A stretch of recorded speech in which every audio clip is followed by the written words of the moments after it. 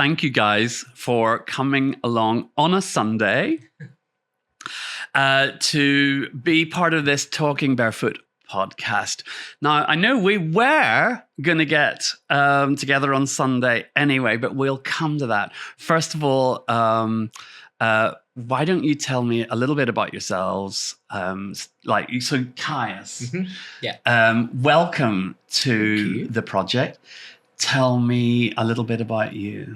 So I'm from Essex, 33. I'm a gym manager and head coach at a small group personal training gym in Colchester. I think generally in sort of growing up being gay, I've done all right. I've had good people around me. I've never really had much issue with it. This sort of project and stuff just interests me with where mental health is at the moment. And I think for me, what this can do for mental health and particularly for men and how that's perceived by other people is just very interesting. Amazing. Thank you very much. And I'm looking forward to talking. Well, we're going to explore some of those issues. Yeah. And Norm, over to you. So, Norm, I'm 42. I'm from Manchester, but been living in London 20 odd years. I'm a production manager in television. But I want to get involved in this because of body positivity and to show, I mean, there's so much in the media of the perfect six pack and most of us aren't like that. And I just, when I sort of found out about you guys, I wanted to get more involved and sort of show like guys are normal really and see what we can do and sort of take it further. Amazing. Thank you. Thank you very much. I'm Angus and nobody's sure what age I am. So, and I'm okay with that.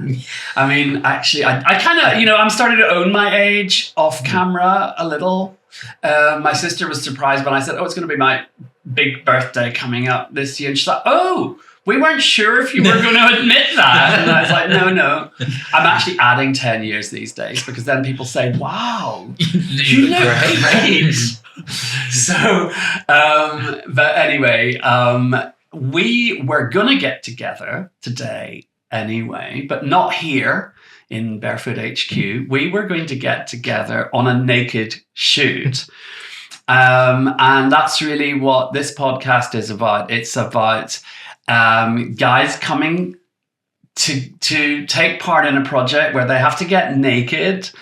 And you're two guys who have agreed to do that and hopefully will be doing that at some point very soon. And it's like, why?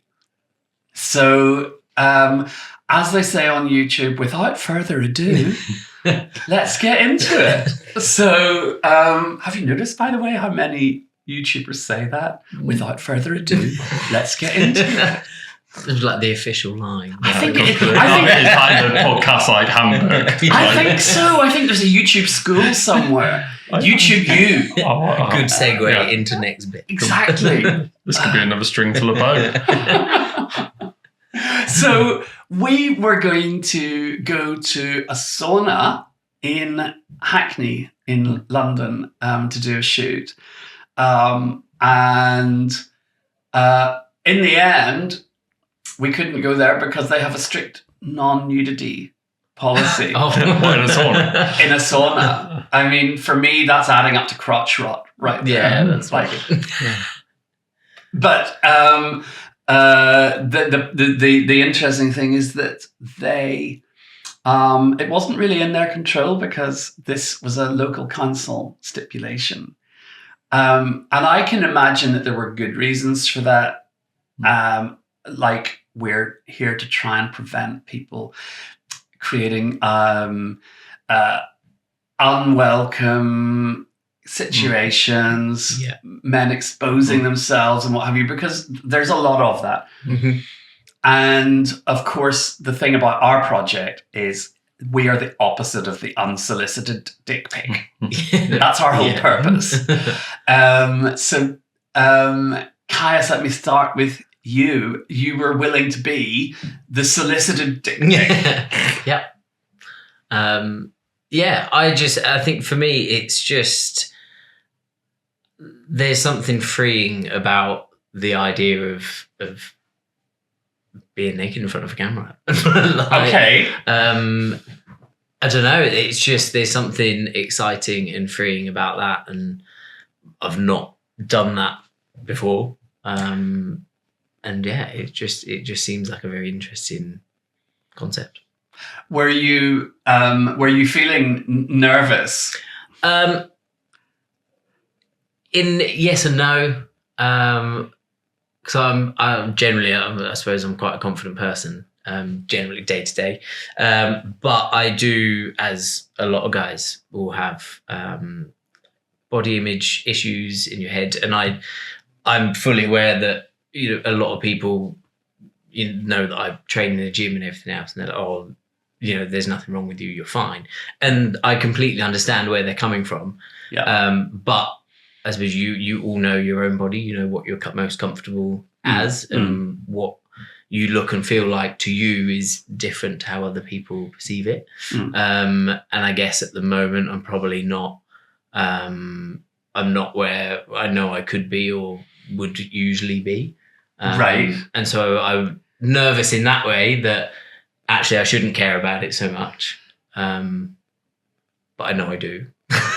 I mean, that's really interesting because I've come across this before. We actually did film with one of our contributors, Alfie, who didn't want to take part in the calendar shoot because he felt he was not in his absolute peak form. But he was willing to sit naked and be interviewed because that was different for him. It wasn't so much about how his body looked. Yeah, whereas in a still image, it would be about that. I have been, I started taking male physique photos, as we called them back in the day, in like about 2008 or something. And I would take a whole raft of pictures and I would show them to the model, and he would choose for what was for me the absolute worst picture and say, can you retouch that one for me? And I would be like, yeah, but why do you want that picture? He's like, because that's where my abs are the most defined. Yeah. And it's like, oh wow, we are looking at these images in completely different ways. Yeah. And so I think that's what you're saying. Yeah. Essentially, I know even at when I'm at sort of peak level, for me, abs aren't a massive thing, but I'm definitely a lot leaner than what I am at the moment. Right. So whatever it is, there are things that you would prefer to be. Yeah, I think for me, I know. So I'm a weightlifter, so I compete in weightlifting. So for that, I have to be a certain body weight in a category, and I know when I'm at that body weight, I know what I look like and how I feel. But I sit quite happily about 3-4 kilos heavier than that. But I can then enjoy what I eat and not have to worry too much about it. And that's fine. But I know I'm not as comfortable with my body when I'm at that weight. That's really interesting. But you're mindful of that. You're aware. Yeah, I know, and I deal with it day to day because of being in the gym and helping a lot of other people through the exact same thing. But isn't there that interesting thing where we can understand something rationally and yet it still affects us? Which I think is what's good for me in that situation is when we have so many people come into the gym experiencing the same sort of thing without having sort of the rationale side of it. I'm there going, actually, it's completely real. Right. So you see that a lot. Through that. Yeah. Oh, massively. Are these mainly men? To be fair, in the gym, our gym is predominantly women.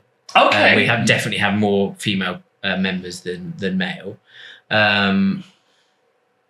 But I think there is definitely the men have more body issues than the women.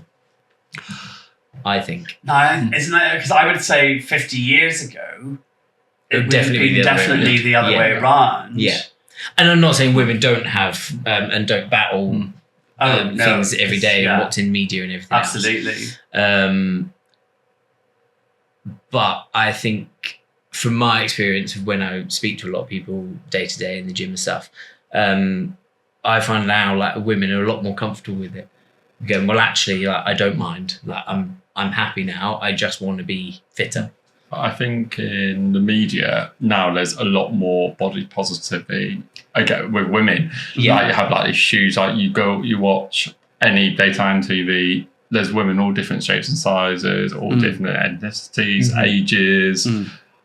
But 90% of the men on TV, and there's like newsreaders, are stunning guys. They are ripped. They are completely, and I think it is that. I think it's a lot of it is the media, and it's so different. And it's regardless of however much someone tells you you look great, until you feel it yourself.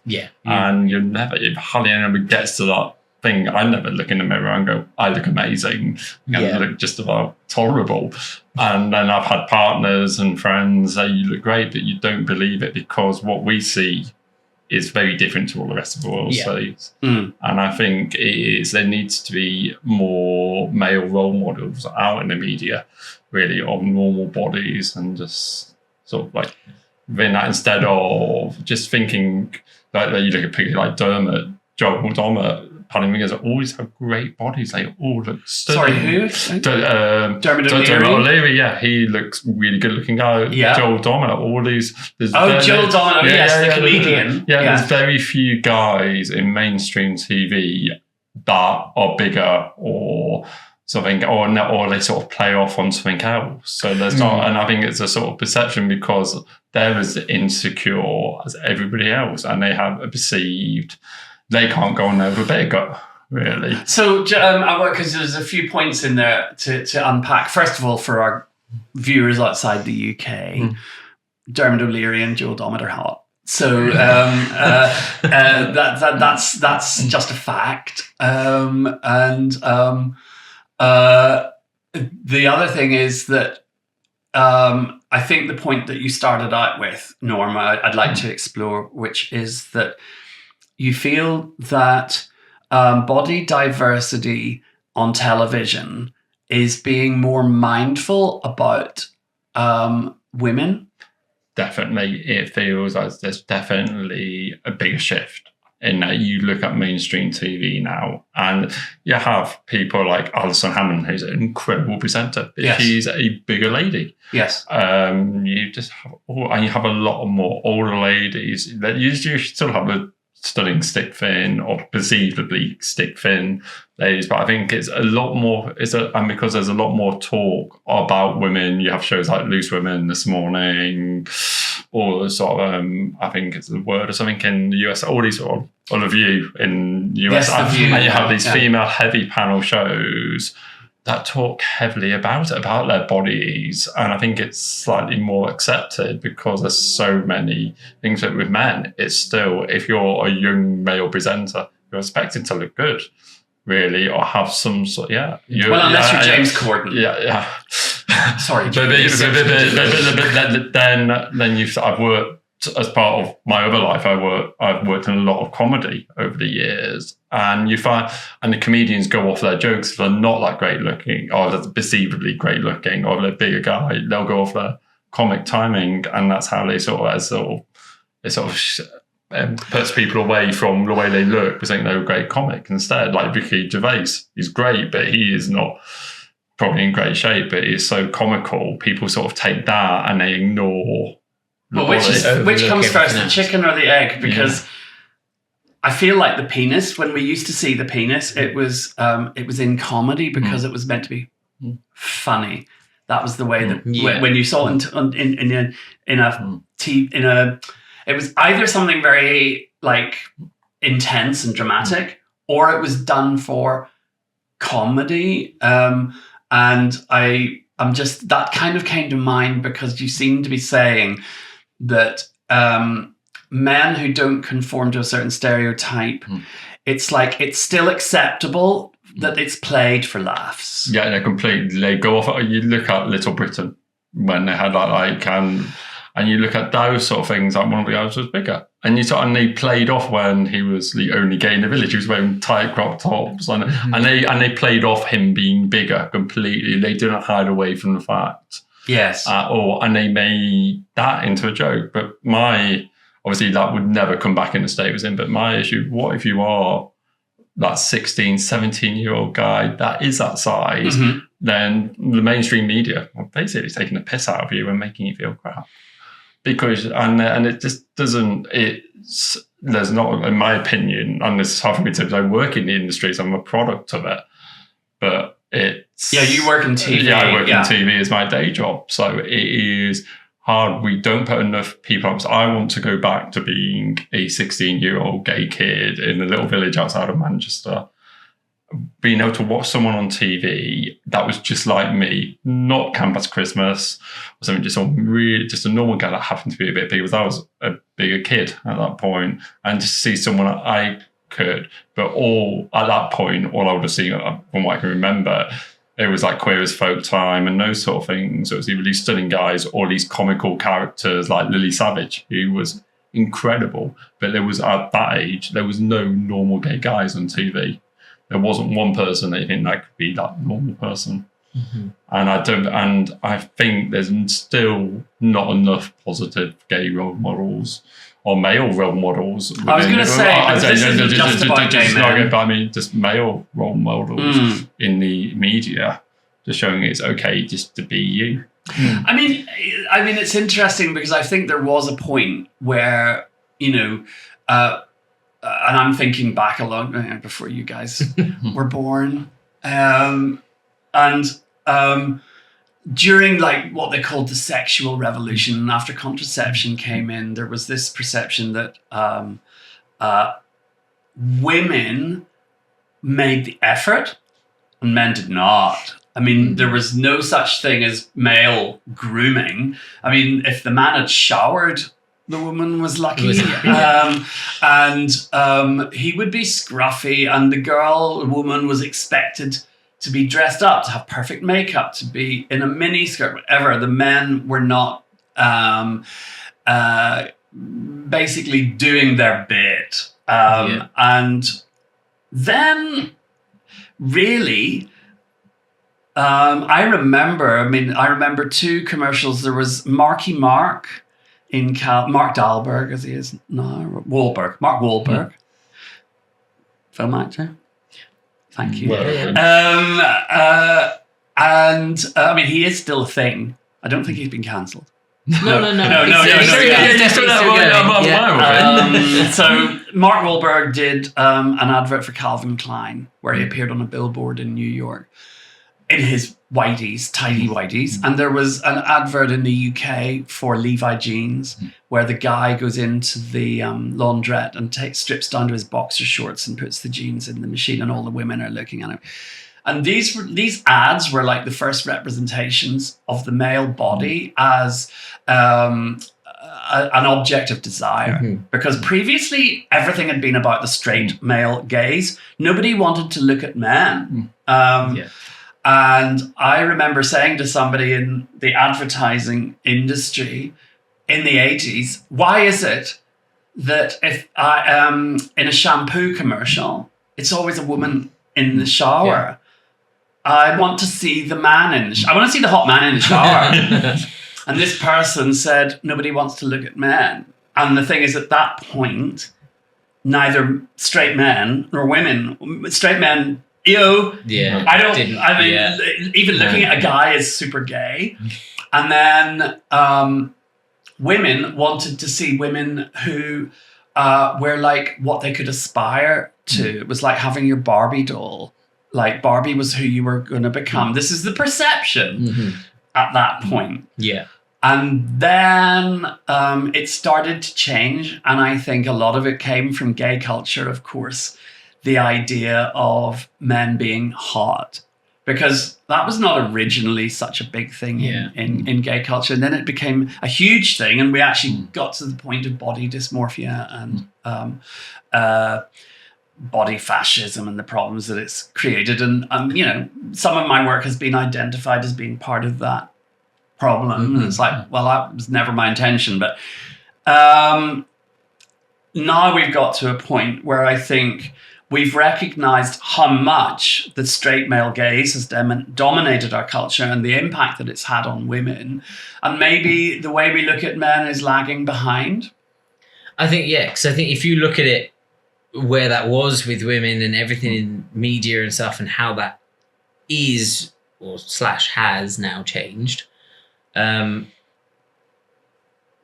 is slightly more now about the male side of that coming through. It's definitely, it's not as much. It's not, you don't see it in on social media as much about it, but it's at that point. Look at everything that you're doing here. Like that's all the beginning of it. And so whether in 5-10 years time, we will see those other men of different body sizes and everything else being portrayed as just the bigger person on TV and the draw for the card. And I just hate using this word, but just as normal, really. By your latest calendar with having the rugby players in that, they were all normal guys. They could have been anyone that you'd meet in the pub, and from any walk of life. And that was so refreshing to see. Leroy's was stunning. It's what got me into the project. Right. They were apt because they were beautiful guys, conventionally beautiful. But it was so nice to see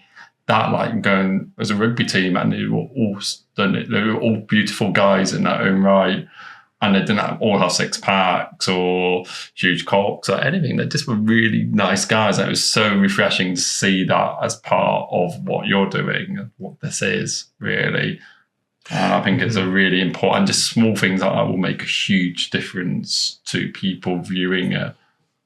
Well, I mean, thank you for that. I think that we kind of ended up on an accelerated journey because, we were definitely, we were raising money originally for a rowing club. They wanted to raise funds to support their sport. And I'm this gay guy who comes along and says, there are a lot of sportsmen out there, like in calendars and stuff, but they're not owning their gay fan base. How would you guys feel about knowing that pretty much everybody who buys a calendar to look at you is a gay man?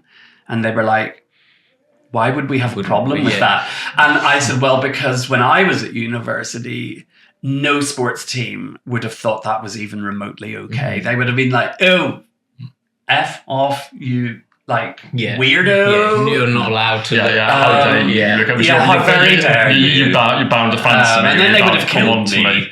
Really. So the thing for me in my short life experience was that things changed hugely. And these straight men, because they were predominantly, not exclusively straight, they were willing to get behind this message. They were the embodiment of this message that it's like, we'll be in the same space with gay men and we'll be naked with them and they can look at us and it's okay because we understand that if we're in a changing room and we're naked and you're there and you're gay, I mean, we're not saying that we'll have sex with you, but we're saying we're not going to be freaked out knowing that you're gay and knowing that we're naked. And so, of course you're going to look, we're guys. We know how it is. And that was something that I thought, it was a female friend of mine said to me a long time ago. She said, I think the thing that men are scared about with gay men is that they know that they're men and they know how men look. And that's like, so the straight male gaze and the gay male gaze, maybe they're not that different. Coming back to the point that you were making, Norm, about the body diversity. I definitely think we started getting called out quite early on in our history for not being diverse. And it was something that, like, okay, we were really glad when we were able to include people from other sports, which we couldn't do as the Warwick Rowers because it was for that. Yeah, it was for rowers. Yeah. It was it was not just for rowers; it was for rowers from Warwick, so, we changed to being Worldwide Rower so that we could have a more diverse range of men involved. And I think that resonated for a lot of people in a good way. For some, in a totally horrible way. they were like, no. But I think what's good about the calendar and about Barefoot at the moment is a complete mix. You do have a mix of all ethnicities, all body shapes, all ages. It was great to see some guys in their 50s and 60s within that. Also, when from 18 and 19, it felt like it was a true representation of our society, really. And it was like a pick and mix. You can choose the bits that you want to look at. And sex does sell. And there is no doubt about it. It is good-looking. Obviously, good-looking people do sell. But also these other images do as well. And if it gets someone to look at it by going, okay, there's that conventionally hot guy on the cover. So look at all these other amazing guys. That could be me. When I looked at the calendar a bit ago, that's what gave me the guts to come and do this and to participate in a photo shoot. Because I thought there's just normal. If it was just a calendar full of guys like from Warwick, I would not be on it because I would feel so conscious of my body that I could never compare to them. But knowing it was be just normal guys, it makes me feel a lot more accepted. So that's interesting. So the opportunity to be naked in the room with hot guys is less important than the opportunity to be to feel comfortable by being around people like yourself. Because I would feel inadequate. I would literally, I've done things like naked bike rides and stuff before, but the thought of having a photo took with a load of ripped guys, then there's me with a few wobbly bits, petrifies me completely because, and I'd be like how people see me, but if I'm there with a bunch of just normal guys, some ripped, some not, all different ages, I would feel completely accepted and this is my community. And this is the male community that I'm part of. And I would feel like this is perfectly okay. Really. Because it would give me less insecurities. What are your thoughts? It is that. It's coming back to what I was saying about how you feel most comfortable. You know your body. Yeah. And like even for me, I wouldn't feel comfortable in a, taking my clothes off and being next to a rowing team that are all 10% body fat and you can see every ab and then there, like for me, picturing myself in that lineup, then there would be me on the end looking out of place. And that's you coming from a gym instructor who I presume spends every day working out, doing stuff, and who are actually in that world, and that's coming from you, which is in part of that world. For the rest of us, I don't go to the gym every day. I go once a week. It is absolutely terrifying. So if you're feeling that as well, it's sort of like everyone has these insecurities, regardless how fit they are. Yeah, and I think that's the thing. It's just because someone to everyone else looks lean, muscly, have a six-pack, whatever it is, doesn't necessarily mean that they are comfortable in their skin or with how they look. And so, that would be that's a scary prospect to put myself in. So let's go back to how you both sort of encountered the project. Tell me your story, Kai. It was a while ago now, and I'm sure it must have just been an Instagram post, and it said, "Oh, would you want to, join? Would you like the opportunity to come in?" But hold on, sorry. Because Instagram does not put us in front of people who have not already signed up. Yeah.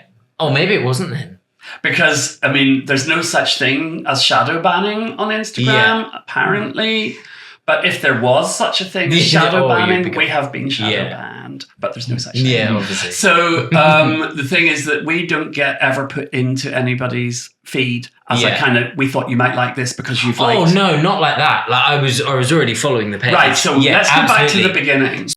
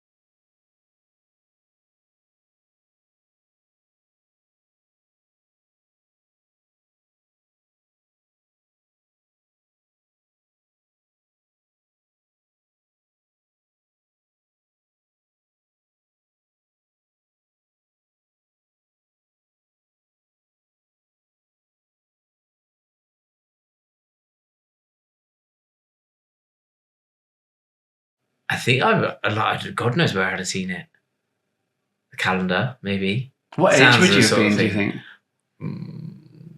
Late teens? Nah, it would be young 20s, I reckon. Okay. Because, I was with my now husband. So, 22, 23. Okay. About 10 years ago. Okay, yeah, fair enough. Ago. And I think I just followed it. And I liked the idea that it was all for raising money for, albeit it was just for their sort of rowing team and everything else. But and then watching it evolve into more of a thing with the sport allies and everything else, and that's where I saw the posts about being involved, and it was if you're involved in some sort of sport, then. Would you like to to step in front of the camera? And so so I filled it out and just thought, we'll see. And then I got an email back about sometime later. Yeah, about potentially doing a shoot. I think this was last year. Oh, okay. So we approached you before. Yeah, the Madrid shoot. Yeah, that would have been maybe the Toledo retreat. Yes. It would have been July. Yes, it would have been July last year.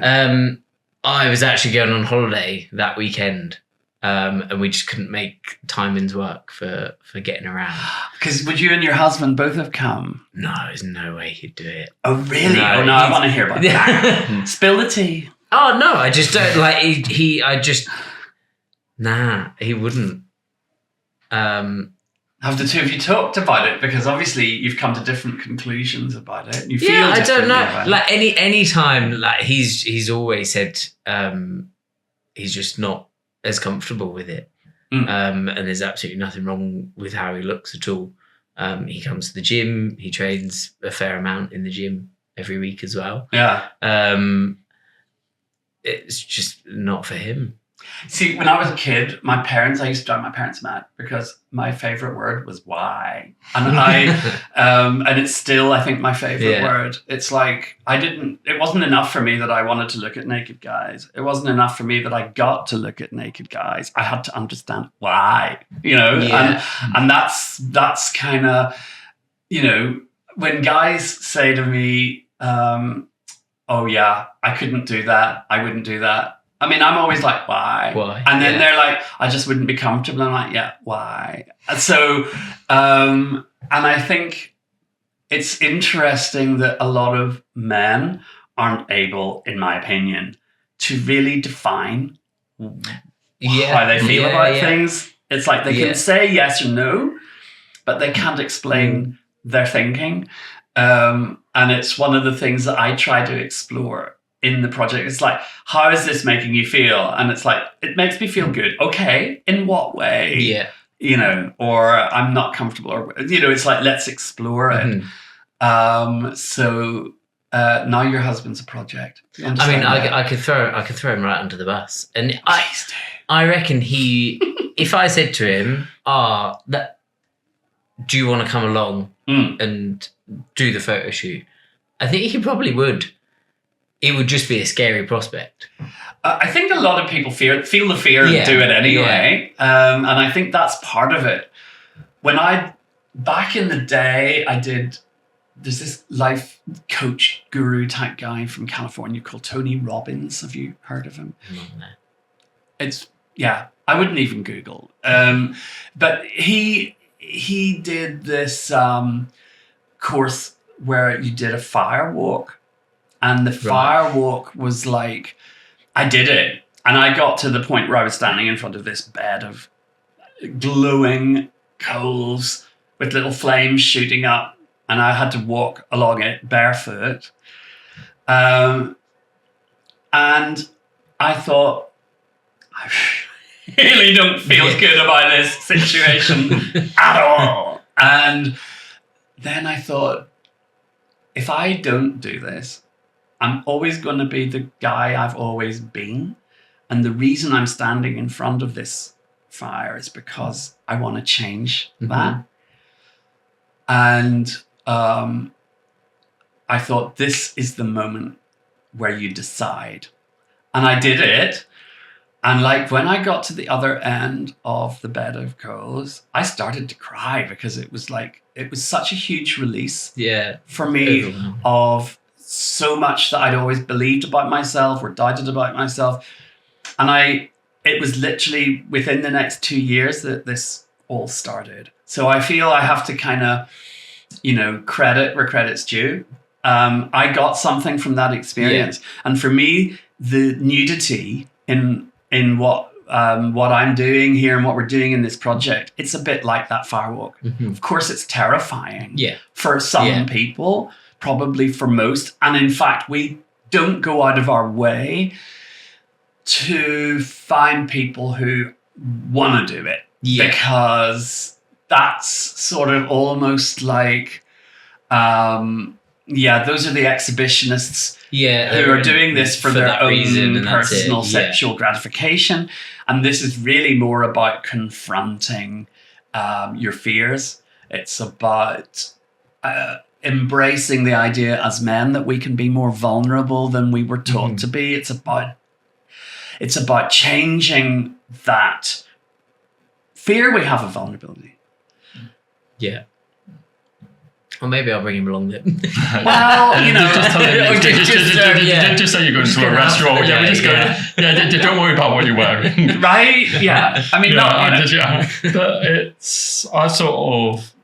I've outside of this project, I've done a lot of naked bike rides and stuff, and I took friends along to it who said, "I'm not doing it. I'll just be there to support you." And when they have seen all the other people there, and they've seen me naked, and they're sort of like, then they sort of like took off their top. Then it's like, okay, and they felt more weird being in pants, and they realised it wasn't. It was more stuff within inside of them than it was like, because it sounds like people just don't care. Literally, I've stood in the centre of London with like 200 other naked men and women, and people just don't really care. Really, it's just, and it's just, but it's more a thing, and it felt more weird to have people in clothes, really. But it just takes up. Somehow you find it inside of you. You just do it, really, because as you said, from the fire walking, it is now or never. Because then it's always, you don't want that regret going like, what if I didn't? And ultimately, it's just a naked body.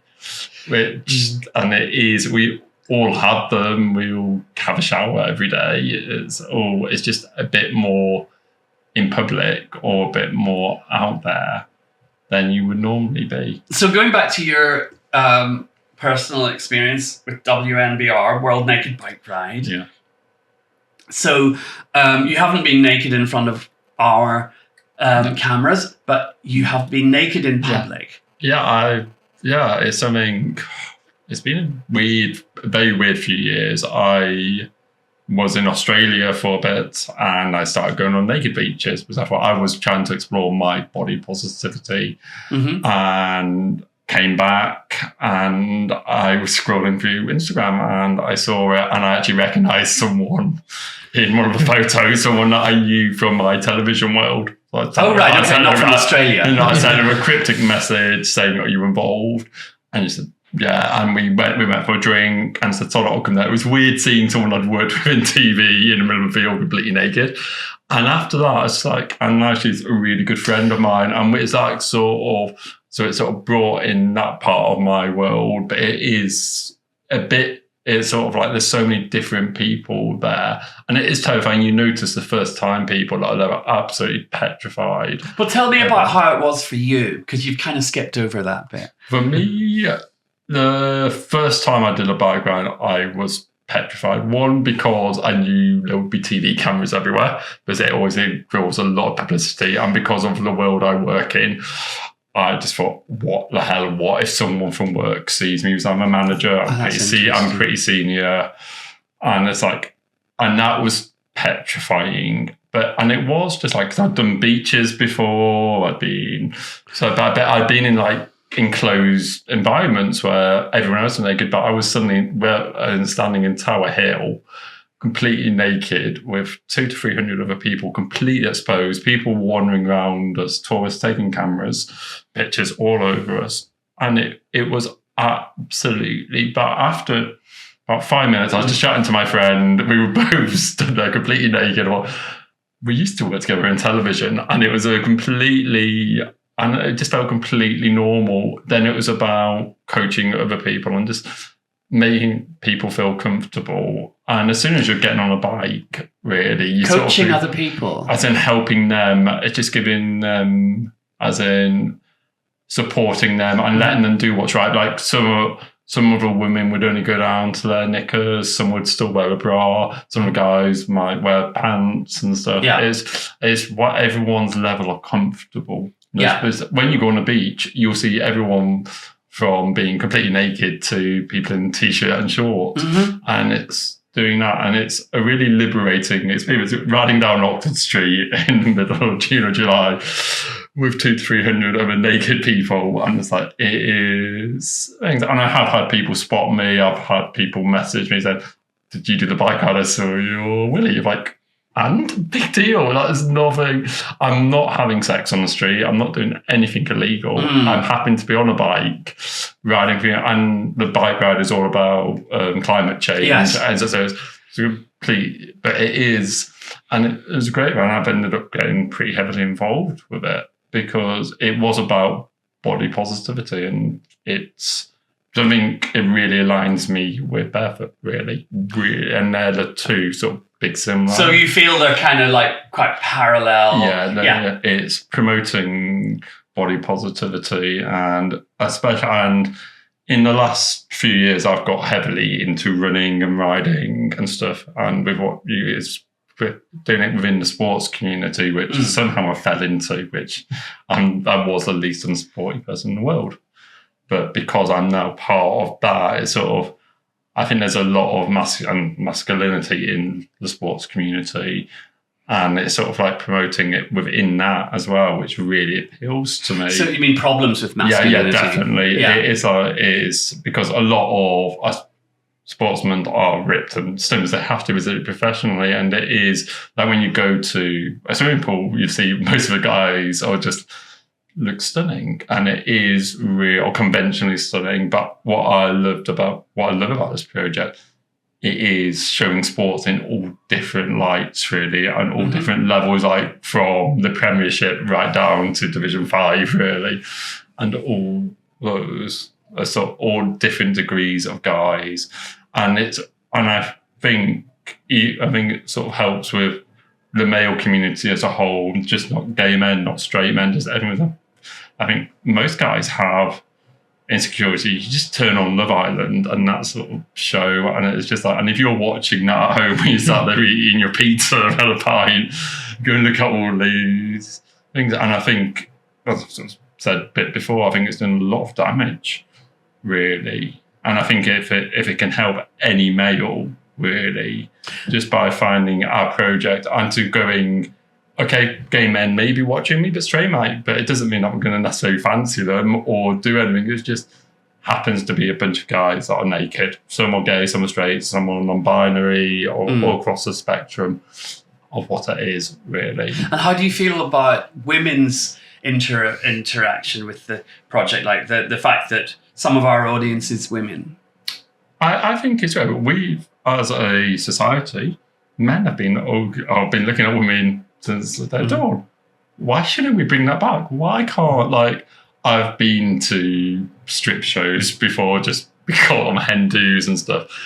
And male strip shows with a load of women on various female friends' hen do's.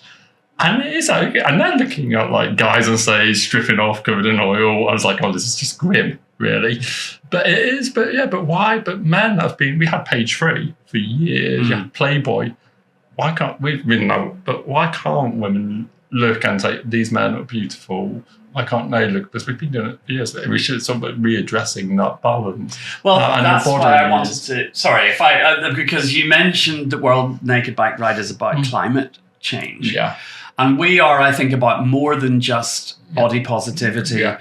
Right. We're about wider social issues. So I'd like to explore that bit with you guys. I mean, for example, you work in a gym where most of the clients are women. Yeah. How would you feel about the women in your gym being able to watch a film from Barefoot Man with you in it? No, it doesn't. I don't think it bothers me. No. Okay. That's although my mum is a member. But she was she hopefully won't watch it. But I don't know. Our gym particularly, they are so supportive with anything and everyone. So the gym as a whole, the community side of it is... it's huge. I've told a few people about coming up here today. Okay. And sort of what the project's about. And everyone is just like, that's so cool. Amazing. That's great. And so, so I don't, they'll all subscribe and pay for it all to help the cause. Well, and then for the fact they can call me out in the class and say, well, I've seen you naked, so... Exactly. Yeah. Well, I think we should do something with that. I think it's the perfect opportunity to do something that... Because I think a lot of people outside of this and outside of this movement that we're trying to create see it as either a gay thing or an all-male thing. And it's like, well, we're trying to redefine the all-male space, but... we're also trying to get men to confront the space they occupy in the world. And that's very much about the way that men and women have interacted in our culture historically. And I'm changing that because just the way we need to focus on sustainability of the planet, we need to create more sustainable rules for society because a lot of us are not thriving in our current, with the rules that we have in place, just as the rules that we've had in place since the Industrial Revolution haven't really done an awful lot for the planet.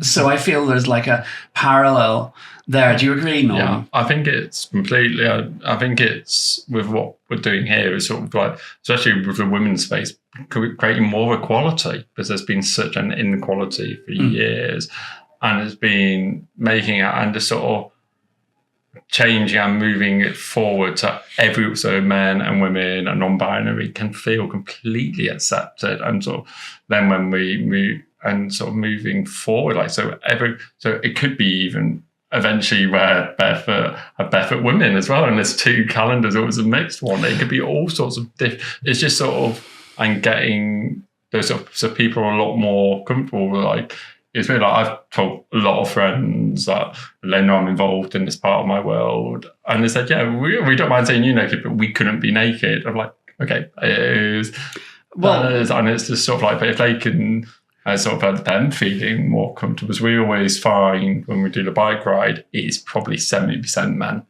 Like, there's a lot less women, and it is intimidating for the women. Definitely, I've sort of noticed that. But when they sort of see like one person's done it, it's sort of like a crowd effect. Like more and more people do it, you suddenly have like this big cluster of women, and it's really empowering. And it is absolutely to see these amazing women going, and some of them, like, we've had some amazing women that has been cancer survivors. I've had vasectomies and stuff, and it's had me in tears before when I saw like had these amazing women. It's like, I beat this awful disease.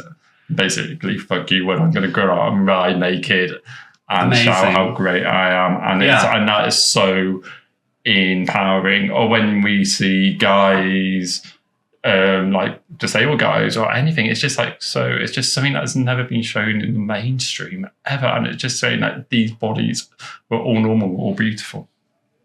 Thank you. I've been to the World Naked Bike Ride, and I've seen. I mean, I think it doesn't surprise me at all that women would feel very vulnerable, because there are clearly a lot of people who come along to look. Yeah, there's a lot of voyeurism. There is a lot of voyeurism, but what I have particularly noticed is that there are quite a lot of women who have come along to look at men, and they get their pictures taken with these guys. And they tend to be women who are not, how can I put it? They're from outside Europe. Yeah. We have a lot of tourists, especially where we do a lot of start. It's a lot of, and it's very noticeable. It's really intimidating. What's intimidating? Sorry. It is really when you are stood in this confined area, but even though it's completely open, and you have just got good 20 or 30 tourists with cameras just wandering around the crowd, taking pictures, and it's really intrusive. Like, it's very much like in your face, and it's just like I felt conscious. And I'm like, and I've seen pictures of me online that have ended up on Twitter feeds, and I'm like, okay, I'm not overly that bothered, but if it's like lots of women, and you can see that, and it is some of these tourists or people just getting their kicks off onto that. I very much, if you want to see naked people jump online, it is not difficult. I think, but it's a thrill about seeing it in public. So a lot of women won't get changed until literally 5 minutes before we set off. But what we've started doing, we had security on the bike rides, but we started employing female security just to make it feel a bit more safe for our female, and it also helps in everything. But it's sort of calm. We hardly ever have any problems, but because we have a female security team with us, and it just makes. And we do find that a women, but it is. I've definitely felt it, and a lot of the guys tend to protect the women, just to sort of like, it's just stuff. But I want to sort of make it easier and easier. So we're on a big we would love to get more women involved, just because the more people are there, the less intimidating, the less scary it is. Well, one of the things that we've been saying since the days of the rowers is, if voyeurism and exhibitionism stop being a one-way street, if nudity is part of how we look at each other, rather than something that it's mainly something that men do to women, then it becomes less distorted and less problematic, because it becomes part of how we have a healthy line of communication. And in a world where cameras are everywhere, everybody has a camera with them all day. Everybody is a photographer on duty while they're awake, because everybody has a camera on their phone. My rower friends say it's changed how much fun parties are, but and I remember when parties used to be fun, but and they're jealous of that. But the thing is that we're not going to change that technology.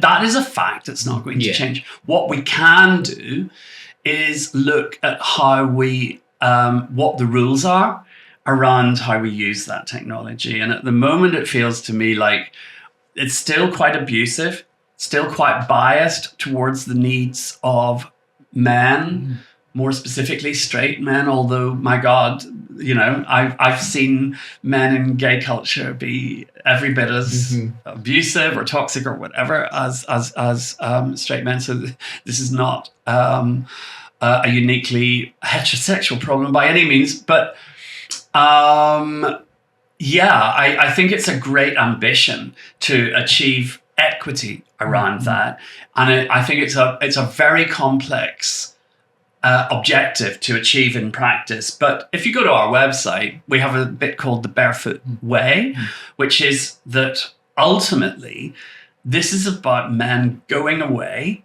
having a conversation and coming back to the table with something new to say, rather than just thinking it's our table. Yeah, I think one of the most empowering things I spent what I saw last year when I was looking on one of the videos on Barefoot, and I think it was you and a bunch of all the guys in a pool having a conversation, and you just happened to be naked, but it was a really honest conversation, and it was so refreshing to watch and just to sort of see these honest, just like we're having now, but it's really honest conversations with guys from all different walks of life, with you being in it as well. And it was just like, wow, and it blew me away when I watched it. Like, this is fantastic. And it's just something I've never seen, a bunch of guys being completely honest and taking, because we all wear our clothes as our shield and the way we look, and to take all that away and to put all our vulnerabilities on show, which is what. And it was, I think doing more of that is so important, to take away our shields. And well, I remember that moment very well. And I also remember like watching the film when it came through from our lovely video person, Tom, who's here. And I could see my dick. I mean, if I looked really closely, with the aid of the Hubble telescope. But it was there. And I was like, I didn't really mean for that to be there, but okay, it's there. And so I thought, yeah. And then some troll on Instagram was like, this guy, he's hanging out with these guys in a pool, and they have to show their dicks, and he doesn't show his dick. And I thought, you bitch, I did show my dick. You just couldn't see it. Size queen. So, I think we've always been a project that has been about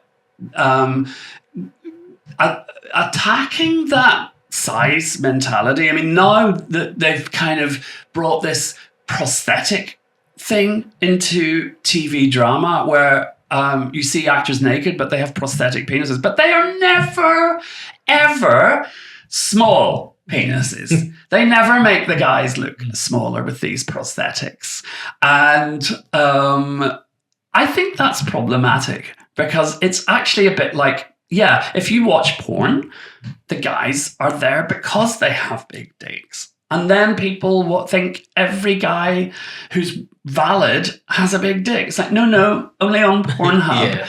And if we're going to start using rubber dicks, I actually wrote a blog piece about it on our website. It's like, can we please see the actors' actual penises? Or unless it's really the point of the story, like it was in Boogie Nights with Mark Wahlberg, I believe. Am I right? No idea. Wow. Okay. Never mind.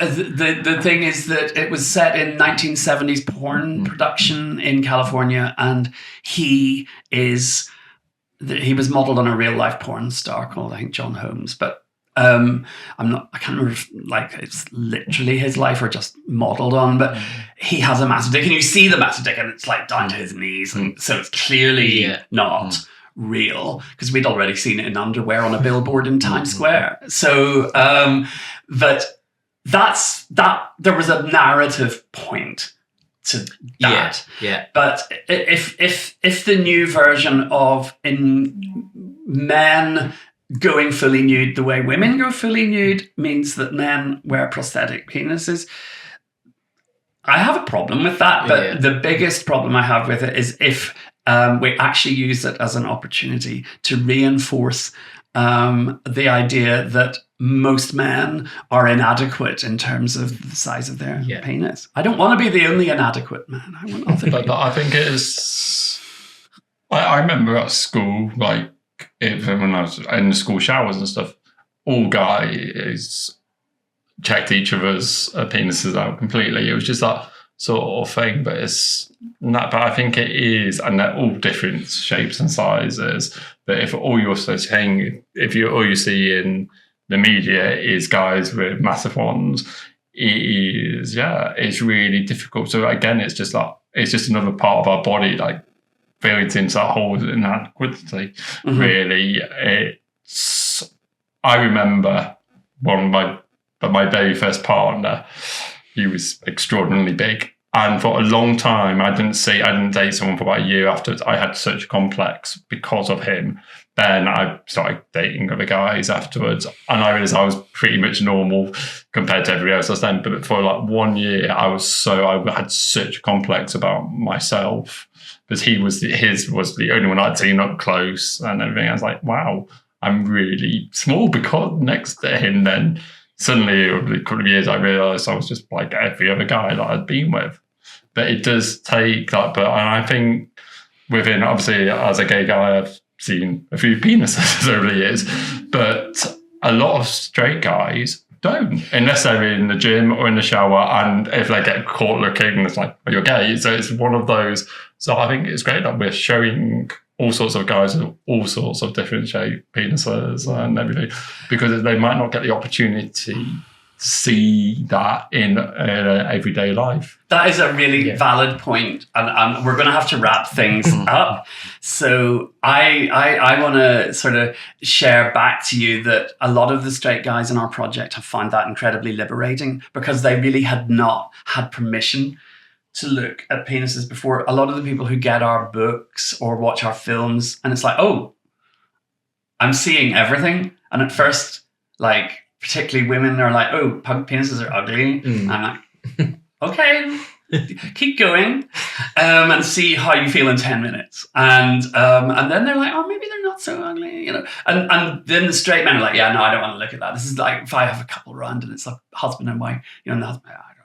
And then the wife and I go off to the kitchen, obviously, and you come back in and he's engrossed because he's never looked at penises before. And so I absolutely agree with you that men need to feel more liberated about looking at each other. And you guys are going to be looking at each other, and you're going to be looking at straight men. You're going to have other gay men looking at you and what have you in a future shoot. How do you feel about that now? I don't know, excited because but not excited because I'm going to be the other side of the camera. Okay. Excited because of what it is to be involved in it. It's more about the message and the experience and the feeling of who that makes you. Rather than just being naked in front of the camera. Amazing. Yeah. What about you, Norm? Completely what you've just said. It's like I've been naked in public. Time doesn't faze me in the least anymore. It's about getting that message out there. And for that 16-year-old to say that body's just like mine, I've got those bits, my penis is just like that, I'm completely normal. And it is about, and if it stops one person from having body dysmorphia or just something, that's what it is about, the message for me. And if I have to go to a salon to be naked with a load of other guys to get a message, that's just something that we do, really. It's. Well, I think we might actually go to your gym. Yeah. Yeah. And maybe we'll get, the women to come in. We don't open on a Sunday, so... Oh, there you go. And you can tell your husband that it's just like a workout. We just got to go to the gym on Sunday. We do. We just got to go to a workout, really. But just make sure your mum's not there. Oh, God. Yeah. You know what I mean, guys, I have to say, Lucas, I mean, in our previous podcast, it's actually, the title is Angus and Lucas Finally Do It. And it's like how we finally made a podcast is what we meant. And we talk about how, the podcast is about our history and how we how we explained the nudity to Lucas's mum, who, we sat down with her, me, Lucas, and him. He wanted me to do it by myself. I was like, are you kidding me? I'm not going to be that guy. So we sat down together and looked through the books. And so, mothers can get used to the that's idea. it. Well, my mum, she wouldn't care. She'd be the first person to share it. There you go. I mean, I told her about last year, and and she was like, "Go." She was like, "We'll sort out the holiday." And we'll so meet you're you the out one there." with the hang up. So yeah, she doesn't care. Right. So Yeah, it's just weird. But again, she's part of that gym community now, so they'll all. If she doesn't look at it, they'll all talk about it. So, and then she'll feel like she missed out. Yeah, and then she'll go, well, we're going to make sure I'm going to wrap it up here, guys. But we're going to make sure that Caius's mother does not miss out. So, thank you both very much for coming along. Thank you for having me. And I look forward to working with you on a shoot where you're both naked. I may not be naked. I do have a small dick if I am. But I think we know that already. Thank you. No, thank you.